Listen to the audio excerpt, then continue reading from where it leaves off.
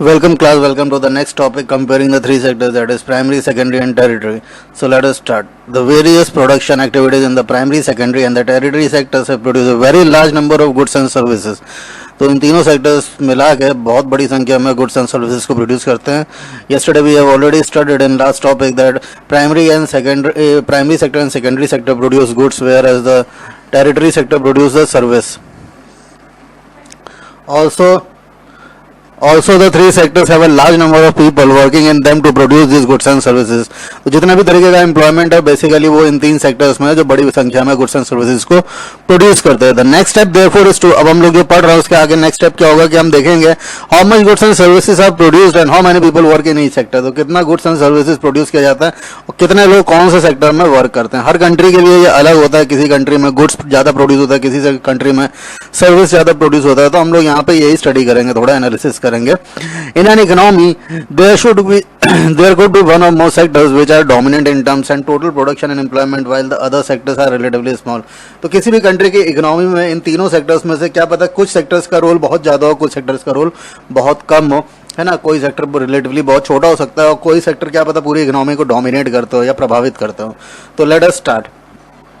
How do we count these various goods and services and know the total production in each sector? तो हम कैसे पता कर सकते हैं कि प्राइमरी सेक्टर कितना है किसी कंट्री के अंदर, सेकेंडरी कितना है या टेरिटरी कितना है, इसको कैसे काउंट किया जाता है. ठीक, तो with so many thousands of goods and services produced, you might think this is impossible task. Not only would be the task be enormous, you might also wonder how can we add up cars and computers and nails and furnitures.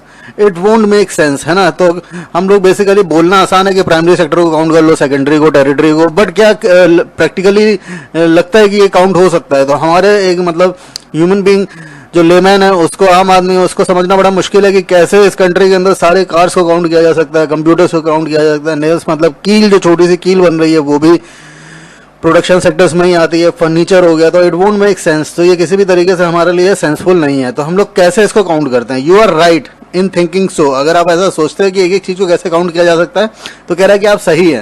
तो to get around the problem, economist suggested the values of the goods and services should be use rather than adding up the actual numbers. ठीक, तो for example तो यहाँ पे क्या कह रहा है कि जितने भी इकोनॉमिस्ट थे उन्होंने क्या सजेस्ट करा गुड्स एंड सर्विसेज को काउंट करने के लिए कि आप एक्चुअल गुड्स एंड सर्विसेज को काउंट ना करके आप उसकी वैल्यू को काउंट करो, है ना. उससे कितनी इकोनॉमी जनरेट हो रही है उसको काउंट करो. तो क्या कह रहे हैं, suggest the value of the goods and services. तो यहाँ पे क्या होता है कि हम ये नहीं काउंट करते कि कितने पेन बने, कितनी पेंसिल्स बने, कितने फोन बने, कितने कंप्यूटर बने. हम लोग उसकी वैल्यू को काउंट करते हैं कि इतना इकोनॉमी में इतना परसेंट वैल्यू कंप्यूटर्स का, इतना परसेंट इसका, इतना परसेंट इसका, इतना परसेंट इसका है, और हम वैल्यू को काउंट करते हैं rather than we are counting the actual numbers of goods and services. ठीक, तो वेयर वैल्यू मीन्स पैसा. हम उससे उस इकोनॉमी से या उस इंडस्ट्री से रिलेटेड पैसे को काउंट करते हैं कि उसने कितना, उस प्रोडक्ट की कितनी वैल्यू है ना. For example 10,000 kgs of wheat is sold at 8 rupees पर kg. ठीक, the value of the wheat will be 80,000. The value of 5,000 coconuts of ₹10 per coconut will be 50,000. तो हम 50,000 80,000 को वैल्यू को इवेल्युएट करते हैं, ना कि हम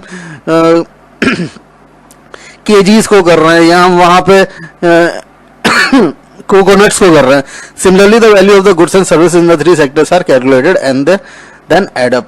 तो यहाँ पे एक बहुत इंपॉर्टेंट चीज़ हमको पता चली क्या कि किसी भी कंट्री के देश की अर्थव्यवस्था में किस सेक्टर्स का कितना योगदान है, उसके लिए हम उस सेक्टर्स के प्रोडक्शन को ना कैलकुलेट करके उस प्रोडक्शन की वैल्यू को कैलकुलेट करते हैं कि उसकी वैल्यू कितनी है, और उस वैल्यू के हिसाब से हम एस्टिमेट करते हैं कि उसका इकोनॉमी में कितना परसेंट या कितना रोल है, क्या वो डोमिनेट कर रही है या कि वो बहुत छोटी इंडस्ट्री है ना. Remember, there is one precaution one has to take. Not every goods or services that is produced and sold needs to be counted. It makes only sense to include the final goods and services. ठीक, तो यहाँ पे एक दूसरी important चीज समझ में आई. पहला ऊपर इंपॉर्टेंट इसके लिए कर लेंगे. ठीक, दूसरी इंपॉर्टेंट चीज ये समझ में आई कि हम लोग हर इंडस्ट्री के हर मतलब सर्विस या गुड्स को काउंट नहीं करते हैं, है ना. हम फाइनल को काउंट करते हैं. मान लीजिए कि अगर कोई बिस्कुट बन रहा है, अभी नीचे आपको एक बिस्कुट का एग्जांपल देगा, तो जाहिर सी बात है उसको बनने के लिए आटा चाहिए होगा, है ना. आटे की अपनी वैल्यू होगी, तो जो आटा खरीदा गया होगा उसकी भी वैल्यू होगी, फिर जो बिस्कुट बेचा गया होगा उसकी वैल्यू होगी, तो भाई फाइनली तो वो बिस्कुट ही बिका ना। तो वो जितनी भी वैल्यूज आई वो टोटल उस बिस्कुट की वैल्यू में अपने आप इंक्लूड हो जाएंगी। तो हम हर एक की अलग अलग वैल्यू को कैलकुलेट नहीं करेंगे, क्योंकि एक्चुअली में हमने वो चीज़ें उतनी नहीं खरीदी हैं, हमने तो खरीदा बिस्कुट ही है। तो कहीं ना कहीं वो सारी चीज़ों का जो वीट है ना, फिर उसका जो फ्लोर है, आटा है ना, तो फ्लो मिल वाले ने किसान से खरीदा, किसान से कंपनी ने खरीदा, उसके बाद बिस्कुट को बेचा उसने। तो कहीं ना कहीं वो जो वैल्यूज है वो सारी उस बिस्कुट के फाइनल प्राइस में ऐड होंगी। तो इसको जल्दी से समझ लीजिए कि हम फाइनल गुड्स एंड सर्विसेज को क्यों कलेक्ट करते हैं। इस लाइन को आप दूसरे इंपॉर्टेंट पॉइंट्स में कर लेंगे।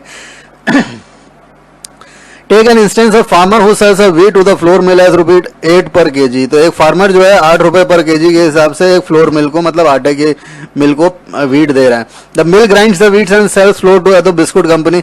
मिल क्या कर रहा है, उस व्हीट को फ्लोर बना के, मतलब व्हीट को आटा बना के बिस्कुट कंपनी को 10 रुपीज पर केजी में बेच रहा है। Biscuit company uses the flour and things such as sugar जोड़ रही है, उसमें ऑयल डाल रही है, and make 4 packets of biscuit. वो उससे 1 केजी से 4 पैकेट बिस्कुट बना रही है, उसमें चीनी और तेल भी उसको लग रहा है। It sells biscuit in the market to the consumer for rupees 15 per packet. Biscuits are the final goods, that is goods that reach the consumer. तो जाहिर सी बात है कि हमको इन सब में क्या मिल रहा है, बिस्कुट मिल रहा है।